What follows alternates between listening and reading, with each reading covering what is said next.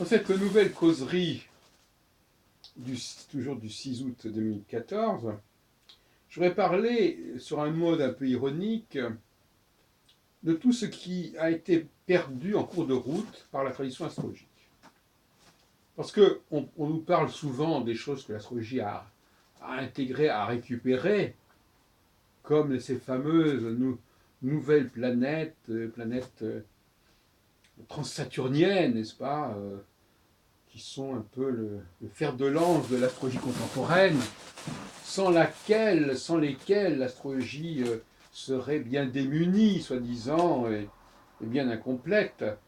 Jean-Pierre Nicolas ne dirait pas le contraire, d'ailleurs lui-même qui a, avec son système RET, intégré totalement, structurellement, les planètes Uranus, Neptune, Pluton comme un des trois grands groupes de l'astrologie. Donc lui, carrément, il ne s'est pas gêné, n'est-ce pas? Il y a un groupe qui fait Soleil, Mercure, Vénus, bon, Mars, Jupiter, Saturne, et puis un troisième groupe, Uranus, Neptune, Pluton. Alors vous imaginez bien que si on n'avait pas découvert le troisième groupe, on serait complètement foutu. Bon, alors, ça c'est bien gentil, mais parlons maintenant de ce qui a disparu. Alors, je voudrais parler de ce qui disparaît, je voudrais parler beaucoup de l'iconographie. L'iconographie, on s'aperçoit que dans les ouvrages d'astrologie, l'iconographie n'est pas bien maîtrisée. Et qu'il y a pas mal d'éléments iconographiques qui ne sont pas bien connus des astrologues et même des étudiants en astrologie. La culture astrologique moyenne comporte de graves lacunes au niveau iconographique. Alors, je ne parlerai pas ici donc des étoiles fixes qui ont disparu de l'astrologie. Bon, ça c'est un sujet que j'ai déjà abordé. J'en m'en tiendrai donc au dossier iconographique. Alors à ce moment-là, je dirais que il y a d'une part les iconographies des mois de l'année. Deuxièmement, l'iconographie des maisons astrologiques. Troisièmement, l'iconographie des enfants des planètes. Voilà, trois grands dossiers que je voudrais traiter en quelques minutes.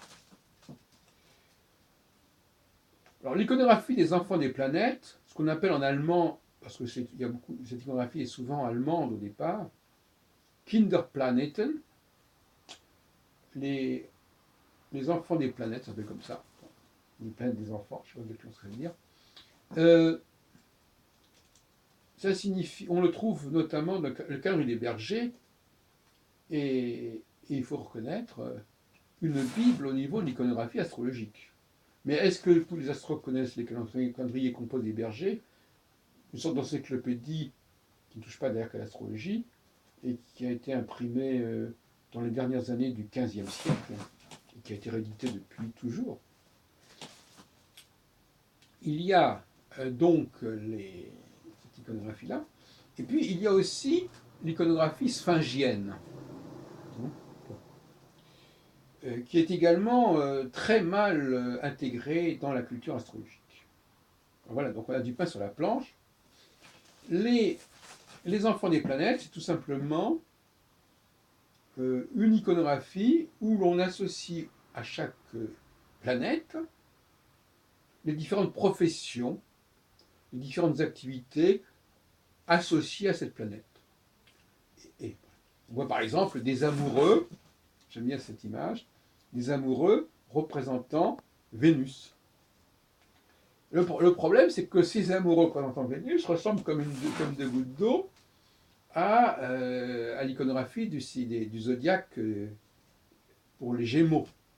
On s'appelle ça les Gémeaux. Alors, donc on se perd un peu. J'ai reproché l'autre jour à André Barbeau, dans son ouvrage sur les Gémeaux, d'avoir parlé que de la tradition des jumeaux, c'est-à-dire de deux garçons, alors qu'il y a une autre tradition iconographique qui montre le signe des Gémeaux comme étant un couple. Même chez Nostradamus, eh bien, il y a cette tradition dans ces almanachs. Voilà, regardez. On voit, on voit là, voilà, c'est quand même assez parlant. Hein. Un couple qui s'embrasse. Là, on est très vénusien, malgré l'attribution de Mercure aux Gémeaux. Là, on est plutôt dans le vénusien. Et d'ailleurs, dans les Triericher du duc de Berry, dans les almanachs, le mois de mai représente un couple. On dit d'ailleurs que c'est le mois des amoureux, ils se comptent fleurettes, etc. Donc, excusez-moi, mais franchement, dire que les Gémeaux sont une iconographie mercurienne, ça ne tient pas debout une seconde. Alors, il est intéressant donc de comparer l'iconographie zodiacale que tout le monde connaît, bien entendu, à l'iconographie donc des enfants des planètes. Il faut donc aussi prendre connaissance des ouvrages sur il y avait des roues, ils ont publié des roues comme ça, voyez-vous, des roues où il y avait les signes zodiacaux, les mois de l'année, et puis aussi, effectivement,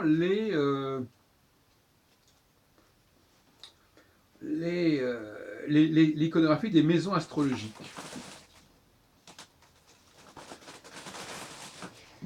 Alors, ces maisons astrologiques, on s'aperçoit qu'elles ressemblent pas mal au tarot. Et donc, je dirais que l'iconographie du tarot est également partie prenante de l'iconographie astrologique et qu'elle doit être donc connue. On voit par exemple, pour les maisons astrologiques, la roue de fortune, qui est une terme du tarot. On voit la mort. Et on pourrait donner d'autres exemples. On voit l'empereur qui correspond à la maison 10, si l'on veut, etc. Donc il y a une synergie, il y a des passerelles entre l'iconographie des maisons astrologiques, l'iconographie du tarot, l'iconographie du calendrier des bergers pour les mois de l'année, l'iconographie des enfants des planètes. Il y a toute une série d'iconographies de ce genre qui sont très intéressantes à connaître, n'est-ce pas? Et c'est dommage qu'on ne fasse pas des liaisons entre ces différents plans. Et puis alors il y a l'iconographie, last but not least, l'iconographie des 4 animaux qu'on trouve chez Ézéchiel, qu'on trouve dans la carte, dans la lame du tarot, l'arcane majeur du monde, pour les évangélistes, à savoir le lion, l'aigle, l'homme et le taureau. Alors, généralement, on passe très vite, on dit oui, ils sont en rapport avec les 4 signes fixes, mais il y a le scorpion à la place de l'aigle. Pourquoi? On ne sait pas très bien. Et en réalité, c'est fondamental. Le scorpion n'a rien à voir au niveau de cette espèce de structure quaternaire des 4 signes fixes. Le scorpion n'a pas sa place ici, sauf si on accepte le raisonnement de Volgin, qui dit que le scorpion, c'est en fin de compte un archer, c'est l'homme scorpion, donc c'est un peu comme le Sagittaire en fait. Donc ce sont des personnages qui tirent à l'arc, et donc s'ils tirent à l'arc, ils tirent à l'arc peut-être contre des oiseaux, ils tirent à l'arc contre des animaux, et donc ça n'a rien à voir avec l'animal, le scorpion. Et bon, il n'empêche qu'en attendant, c'est quand même comme ça que c'est rentré. Alors, donc on est envahi actuellement par l'iconographie sauvage du public qui connaît les 12 signes zodiacaux, qui se fait une idée à partir des signes zodiacaux du caractère, d'après le nom. Alors si on est vierge, on plaisante sur la vierge, le scorpion, le taureau, etc. Donc c'est quelque chose de très primaire, et les astros n'arrivent pas à se démarquer de cela, parce qu'ils ont des gens qui viennent les voir et qui connaissent déjà cette iconographie zodiacale. Donc quelque part, cette iconographie zodiacale, elle a sa propre exégèse populaire, si on peut dire. Et alors, je reviens donc sur cette question du tétramorphe, ça s'appelle comme ça, c'est-à-dire une sorte de phénomène à 4 visages. Les astrologues sont un petit peu perplexes par rapport à tout cela, d'autant plus que ça a quand même donné naissance au sphinx, n'est-ce pas? Et moi-même, en 79, Quand on a publié Aquarius ou la nouvelle ère du Verseau, j'ai représenté le sphinx avec les ailes, enfin les 4 composantes du sphinx en fait.